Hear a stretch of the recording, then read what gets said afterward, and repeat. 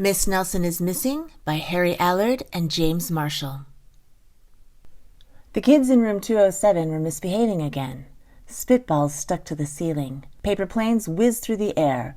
They were the worst behaved class in the whole school. "Now settle down," said Miss Nelson in a sweet voice. But the class would not settle down. They whispered and giggled. They squirmed and made faces. They were even rude during story hour, and they always refused to do their lessons. "Something will have to be done," said Miss Nelson. The next morning, Miss Nelson did not come to school. "Wow!" yelled the kids. "Now we can really act up." They began to make more spitballs and paper planes. "Today, let's just be terrible," they said. "Not so fast," hissed an unpleasant voice. A woman in an ugly black dress stood before them. "I am your new teacher, Miss Viola Swamp," and she rapped on the desk with her ruler. "Where's Miss Nelson?" asked the kids. "Never mind that," snapped Miss Swamp. "Open those arithmetic books." Miss Nelson's kids did as they were told. They could see that Miss Swamp was a real witch. She meant business. Right away she put them to work, and she loaded them down with homework. "We'll have no story hour today," said Miss Swamp. "Keep your mouths shut," said Miss Swamp. "Sit perfectly still," said Miss Swamp. "And if you misbehave, you'll be sorry," said Miss Swamp. The kids in room 207 had never worked so hard. Days went by, and there was no sign of Miss Nelson. The kids missed Miss Nelson. "Maybe we should try to find her," they said. Some of them went to the police. Detective McSmog was assigned to the case.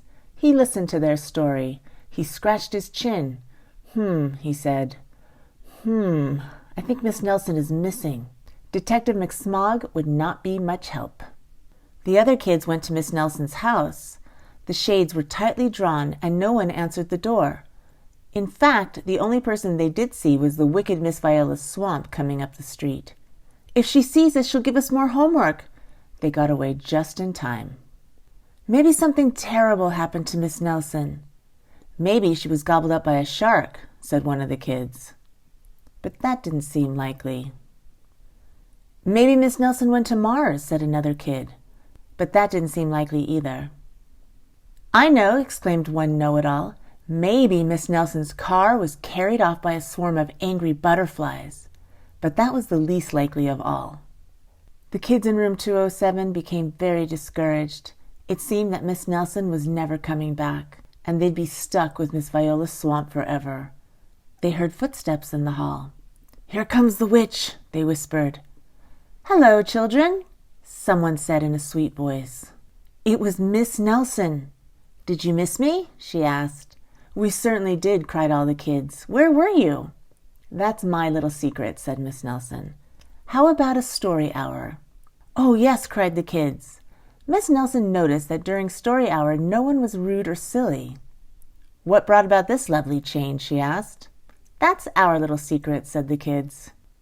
Back home, Miss Nelson took off her coat and hung it in the closet, right next to an ugly black dress.